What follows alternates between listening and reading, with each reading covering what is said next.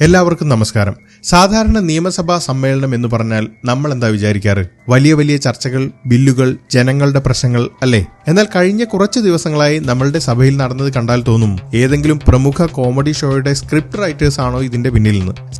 ഈ സത്യങ്ങൾ പറയുമ്പോൾ ഇത്ര അസഹിഷ്ണുത എന്താ സാർ? ഞാൻ അതിനെക്കുറിച്ച് ഒന്നും ഒരു മറുപടിയും പറഞ്ഞില്ല സാർ. ഞാനൊരു മറുപടിയും പറഞ്ഞില്ല.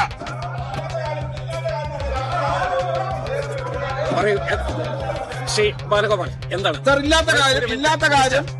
ഇല്ലാത്ത കാര്യം പറഞ്ഞു? രാവിലെ ഒരു കാര്യം പറഞ്ഞു, ഇവിടെ പ്രതിപക്ഷ നേതാവ് സംസാരിച്ചാണ് അക്കാര്യം പറഞ്ഞു.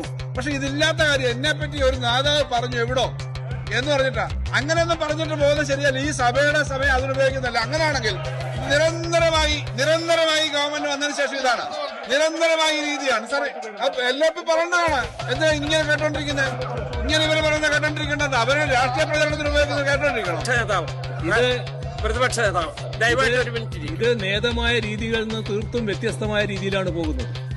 നമ്മുടെ പാർലമെന്ററി നടപടിക്രമങ്ങളിൽ സാധാരണ സ്വീകരിക്കുന്ന സഭയൊക്കെ തൽക്കാലം പിരിഞ്ഞു. പക്ഷേ സോഷ്യൽ മീഡിയയിൽ അതിന്റെ പുക ഇപ്പോഴും അടങ്ങിയിട്ടില്ല. കോൺഗ്രസ് സൈബർ പേജുകളും ട്രോളന്മാരും ഇപ്പോൾ ഓവർ ടൈം എടുത്താണ് ജോലി ചെയ്യുന്നത്. അതിനിടയിലാണ് നമ്മളുടെ KN ബാലഗോപാലും RSP നേതാവ് ഷിബു ബേബി ജോണും പിന്നെ നമ്മളുടെ സ്വന്തം പിണറായി വിജയനും ചേർന്നുള്ള ആ മാസ് രംഗം വരുന്നത്. ഷിബു ബേബി ജോൺ ഒരു ചോദ്യം ചോദിച്ചു. ബാലഗോപാൽ ചാടി എഴുന്നേറ്റു. ഒടുവിൽ എയറിലായതാരാ? നമ്മുടെ പഴയ മുഖ്യൻ പിണറായി ഇൻ ദ എയർ. നമുക്ക് നോക്കാം ഇവിടെ കൃത്യമായി എന്താണ് സംഭവിച്ചതെന്ന്. സീൻ ഒന്ന് ഓർത്തു നോക്കൂ. ഇന്ന് ഷിബു ബേബി ജോൺ എഴുന്നേൽക്കുന്നു. കയ്യിൽ ഫുൾ ഡാറ്റയുണ്ട്. കാട്ടാനകളുടെ ആക്രമണം, മേപ്പാടിയിലെ പ്രശ്നങ്ങൾ, ആതിരപ്പള്ളിയിലെ പൈനാപ്പിൾ കൃഷി, അങ്ങനെ പലതും പറഞ്ഞ് അലക്കി വിടുകയാണ്. സാധാരണ ഇങ്ങനെ മാഞ്ഞടിക്കുമ്പോൾ എങ്ങനെയാണ് ഇരിക്കാറ്? ആ വിഖ്യാതമായ ഭാവം, ഒരു ചിരിയുമില്ല, ഒരു ഭാവവ്യത്യാസവുമില്ല. നീ എത്ര വേണമെങ്കിലും പറഞ്ഞോ, ഞാൻ കേൾക്കില്ല എന്ന മട്ടിലുള്ള ആയിരിപ്പ്. പക്ഷെ നമ്മളുടെ KN ബാലഗോപാലിന് ഇതങ്ങ് സഹിച്ചില്ല. അങ്ങനെ പ്രചാരണം നടത്തുന്നത് വെറുതെ കേട്ടോണ്ടിരിക്കാൻ അദ്ദേഹം റെഡി അല്ലായിരുന്നു. പെട്ടെന്നൊരു സ്പ്രിംഗ് ആക്ഷൻ പോലെ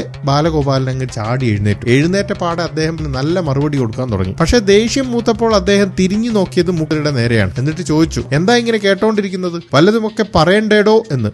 ഇതാണ് ട്രോളന്മാർക്ക് വേണ്ടി ആകാശത്ത് നിന്ന് കിട്ടിയ ലോട്ടറി. സത്യത്തിൽ ബാലഗോപാൽ ഉദ്ദേശിച്ചത് പക്ഷെ ഇങ്ങനെ നിരന്തരമായി ആരോപണങ്ങൾ ഉന്നയിക്കുമ്പോൾ നമ്മൾ എന്തിനാണ് അത് കേട്ടോണ്ടിരിക്കുന്നത് എന്നാണ്. അതിനെതിരെ പറയണമെന്നാണ് അദ്ദേഹം പറഞ്ഞത്. പക്ഷെ അദ്ദേഹം തിരിഞ്ഞു നോക്കിയത് പഴയ മുഖ്യന്റെ മുഖത്തേക്ക്, കൈ ചൂണ്ടിയത് മുഖ്യമന്ത്രിയുടെ നേർക്കുമായിരുന്നു. ഒരു നിമിഷം ആലോചിച്ച് നോക്കൂ. ഒരു മന്ത്രി സ്വന്തം മുഖ്യമന്ത്രിയോട് അല്ലെങ്കിൽ പ്രതിപക്ഷ നേതാവിനോട് കൈ ചൂണ്ടി വല്ലതും വാതുറന്ന് പറയടോ എന്ന് പറയുക. അത് കേട്ടതും ട്രോളന്മാരുടെ മനസ്സിൽ അങ്ങനെ ലഡുപൊട്ടി. ഒറിജിനൽ വീഡിയോ എഡിറ്റ് ചെയ്ത് ബാലഗോപാലൻ പിണങ്ങാറായി വിജയനെ ചീത്ത വിളിക്കുന്ന രീതിയിലേക്കാക്കി ട്രോളന്മാർ അങ്ങ് ആഘോഷിച്ചു. ഇന്ന് രാത്രി കേരളത്തിൽ ഒരു ട്രോളനും ഉറങ്ങിയിട്ടില്ല. ഫേസ്ബുക്കിലും വാട്സപ്പിലും ഒരൊറ്റ വീഡിയോ മാത്രം. ബാലഗോപാൽ കാരണം പിണറായി എയറിൽ. ശരി, ഈ കോമഡിയൊക്കെ മാറ്റി നിർത്തിയാൽ അവിടെ എന്തായിരുന്നു യഥാർത്ഥ ചർച്ച?